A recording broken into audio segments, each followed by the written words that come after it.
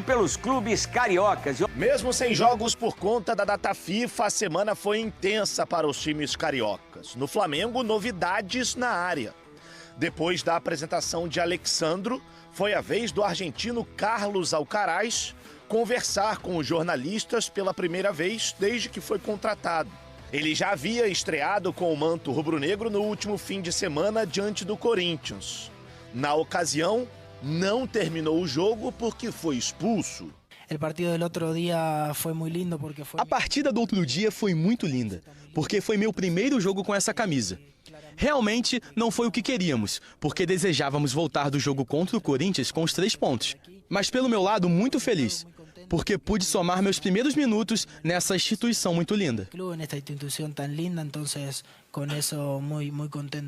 O primeiro clube carioca a retornar aos gramados, no entanto, não será o Flamengo, e sim o Vasco da Gama.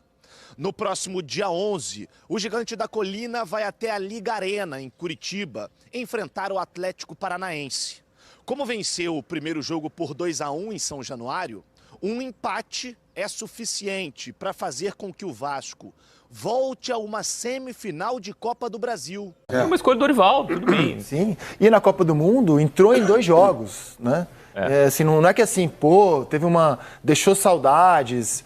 Tinha que ter jogado mais. Tinha que ter jogado mais. Eu não tinha essa sensação. O Pedro estava, se você fizer uma relação dos 3 melhores jogadores do futebol brasileiro na temporada, o Pedro está nela. Com certeza.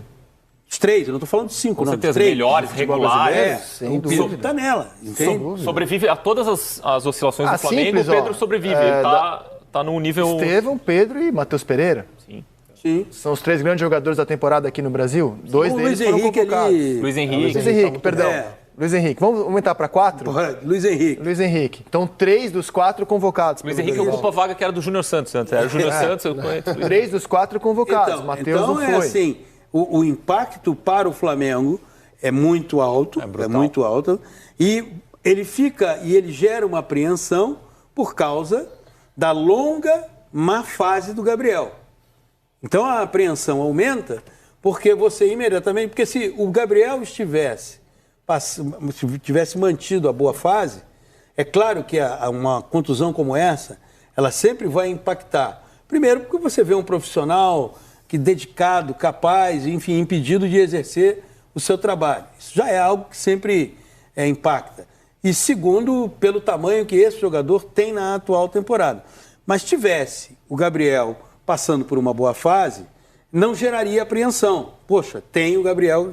O que hoje o torcedor rubro-negro vive é porque ele olha para o Gabriel e o Gabriel vem desde o ano passado num momento absolutamente, eu diria, divorciado da capacidade dele, abaixo do que ele é capaz de fazer. Muito abaixo do que ele é capaz de fazer. Sim, quem nos acostumou a vê-lo foi ele, né? Quem acostumou o mundo a esperar dele foi ele. Mas assim, sou obrigado a dizer que na temporada passada já não jogou bem. Não jogou bem, não. Então assim, a última temporada boa dele foi 2022. Sim, se sacrificando em teoria, né? Com o Dorival como técnico, não indo para a Copa, né? O Pedro que foi para a Copa, porque foi o artilheiro do Flamengo. Mas você acha que o Gabigol se sacrificou? Eu acho que não. Eu não vejo assim. Porque assim, jogou em dupla de ataque e no setor do campo em que ele mais gosta de jogar, que é da direita para dentro, assim. E assim, com um jogador que para mim é melhor do que ele, que é o Pedro. Ele foi dupla de um centroavante que é melhor que ele. Talvez o que tenha dado essa sensação do sacrifício o Pedro é um melhor definidor de jogadas do que o Gabriel. Não tenho nenhuma dúvida disso. O Gabriel é um jogador que ele entrega mais dinâmica, exatamente, entrega mais dinâmica de movimentação. Talvez ele até consiga se colocar mais vezes em condição de marcar pela movimentação dele no auge que ele apresentava. Por isso eles funcionaram bem como dupla. Exatamente, um complementava o outro. Exato. E não era assim uma questão, o Gabriel tá, por exemplo, descendo até o lado da área do Flamengo para marcar o lateral. Isso não acontecia. Como no Santos, ele jogou com o Ricardo Oliveira, também um definidor de jogadas à época superior ao Gabigol do Santos. Mas assim, o impacto do Pedro na temporada, cara, Pedro marcou 30 gols em 43 jogos do Flamengo na temporada. O segundo artilheiro do Flamengo é o Bruno Henrique, que marcou 8. O Arrascaeta é o terceiro com 7. E o Gabigol está lá embaixo nessa lista. Ele marcou 4 gols em 24 jogos. Ele está empatado com o Léo Pereira. Em número de gols, o Léo Pereira tem mais jogos, a média dele é melhor. Mas isso mostra como o Gabigol, na temporada, é um jogador, assim, não vou nem dizer coadjuvante, é um jogador inexpressivo no ano do Flamengo até o momento. O Luiz Araújo é mais importante para o Flamengo na Até o temporada. momento o Gabriel muito tem mais, sido sem um dúvida. figurante na temporada do Flamengo. Figurante. Ele só foi notícia por assuntos extra-campo. Exato. E eu vou te falar, assim, eu não tenho nem a certeza de que ele e o Carlinhos, né, pra gente falar do outro jogador que foi contratado pelo Flamengo para ser uma referência ofensiva ali. O terceiro centroavante, né? O terceiro, exatamente. Eu não tenho certeza que, dependendo do jogo, o Gabigol seria a escolha do Tite em relação ao Carlinhos, dependendo do jogo. Porque se a gente olhar as características... Eu acho que a escolha seria o Bruno Henrique no momento. Eu também acho. Só que sem o Cebolinha, o Bruno Henrique vai ter que jogar... Mas e agora não é- chegaram não é o uma- Michael e Plata, né? E não Mas é o o Michel tá machucado. E não é o mais confortável. O Michel tá machucado. Se você tivesse o Michael hoje, digamos, o Flamengo vai jogar nesse fim de semana... Semana que vem, joga com o Bahia. Não, tudo bem. Semana que vem com o Bahia, Copa do Brasil. Se ele tem o Michael para jogar e ele não terá, eu acredito que ele escalasse Michael, Bruno Henrique e Luiz Araújo. Era Sim, provável. Sim. Mas ele não tem o Michael. Então, eu acredito que o Bruno Henrique vai jogar aberto e ele vai ter que apostar no Gabigol, cara. E olha a oportunidade que se abre, Pois que, é, o- mas- que o destino, né, colocou na mão do São as Gabriel. trapaças Jogar da em sorte. casa Não, e contra o Bahia. reta final, quartas de final da Copa do Brasil, quartas de final da Copa Libertadores, reta final de Campeonato Brasileiro, o Gabriel pode perfeitamente terminar o ano como herói do Flamengo. Tem outra opção? Algo que não Tem outra opção? estava no horizonte dele, não estava. A outra opção? Pergunto Quanto o mesmo, Rodrigo não pensa, eu, vislumbro pelo menos, outra quanto o opção. Rodrigo pensa, eu pelo menos entendo que Eu não. acho que a opção é o Carlinhos, assim. É o Carlinhos ou o Gabriel. E assim, sendo bem sincero, se a gente olhar o desempenho do Carlinhos recentemente, ele não é inferior ao do Gabriel. É claro que o Gabriel é muito mais jogador do que o Carlinhos nesse por favor, momento da carreira. esclareça que você não está comparando. Não, eu vou chegar aí. Vou chegar Mas lá. até lá o corte Antes que dele. façam um corte e me difame por aí. Mas, assim, o Carlinhos recentemente, em termos de nível de jogo ao Flamengo, ele tem entregado mais do que o Gabriel. Eu não estou dizendo aqui que eles jogam a mesma coisa, ou que tem o mesmo tamanho na história, ou que merecem as mesmas oportunidades nesse momento. Mas eu não me surpreenderia que, em determinados jogos, a primeira escolha do Tite, caso os dois no mesmo nível físico, fosse o Carlinhos. O Carlinhos entrou contra o Vitória, fez gol. Entrou contra o Atlético Mineiro, fez gol, jogou bem os dois jogos. O Gabriel, se a gente olhar recentemente, qual é a boa atuação que ele tem no Flamengo? Recentemente? Nenhuma. Todos os argumentos do Rodrigo, O jogo contra o acho- Fortaleza, ele entrou bem eu e acho tal, mas é que- tudo assim, entrou bem, final de 15 jogo, minutos, 10 minutos, rival né? cansado, numa Todos atuação a- consistente assim. Todos os argumentos do Rodrigo eu considero absolutamente precisos. Mas eu entendo que na ausência do Pedro, o Gabriel é o titular. Concordo, eu sei essa visão do Rodrigo, que tem um componente ali muito da tática, da questão do que o Tite pode observar, o que o Carlinhos vai me dar nesse jogo. Mas, assim, uma questão de percepção,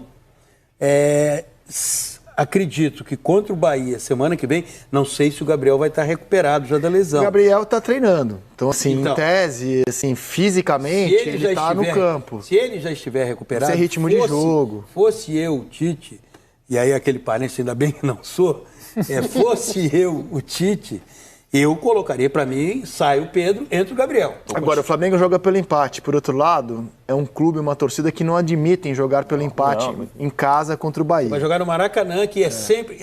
Tirando... Então, assim, tá descartado. Assim, eu vou colocar um jogador a mais no meio campo. Isso tá descartado. Tirando- O mundo desaba. Exatamente. Se ele Se o fizer Flamengo isso. tiver menos posse de bola que o adversário dentro do Maracanã, já é O mundo motivo pra desaba. torcida Tirando o jogar. desvio de rota, que foi o episódio mal administrado inicialmente pelo Gabriel e por quem o assessora com da imagem com a camisa do Corinthians, tirando isso, é um desvio de rota e esse desvio de rota gerou uma irritação por parte do torcedor.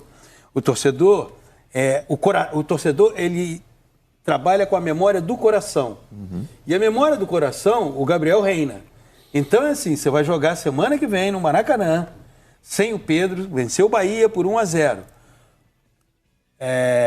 Escalação: Luiz Araújo, Gabriel, Bruno Henrique.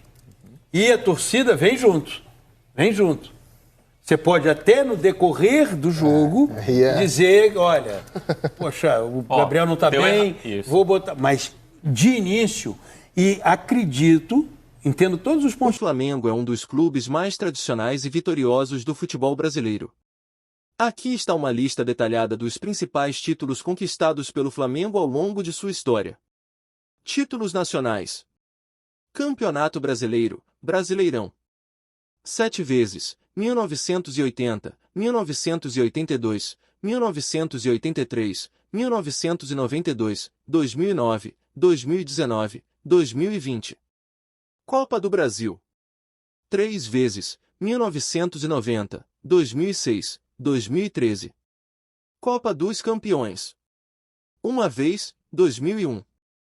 Títulos internacionais. Copa Libertadores da América. 2 vezes, 1981, 2019. Mundial Interclubes, Copa Intercontinental. 1 vez, 1981. Copa Mercosul. 1 vez, 1999. Copa Ouro Sul-Americana. 1 vez, 1996. Títulos estaduais. Campeonato Carioca. 36 vezes, 1914, 1915, 1920, 1921, 1925, 1927, 1939, 1942, 1943, 1944, 1953, 1954, 1955, 1963, 1965, 1972, 1974, 1978, 1979, 1979, especial, 1981, 1986, 1991, 1996, 1999, 2000, 2001, 2004, 2007, 2008, 2009, 2011, 2014, 2017, 2019, 2020. Taça Guanabara. 24 vezes, 1970, 1972, 1973, 1978, 1979, 1980, 1981, 1982, 1984, 1988, 1989, 1995, 1996, 1999, 2001, 2004, 2007, 2008, 2011, 2014, 2018, 2020, 2021. Principais títulos conquistados pelo Flamengo ao longo de sua história. O clube tem uma enorme base de torcedores e uma trajetória marcada por grandes conquistas tanto a nível nacional quanto internacional.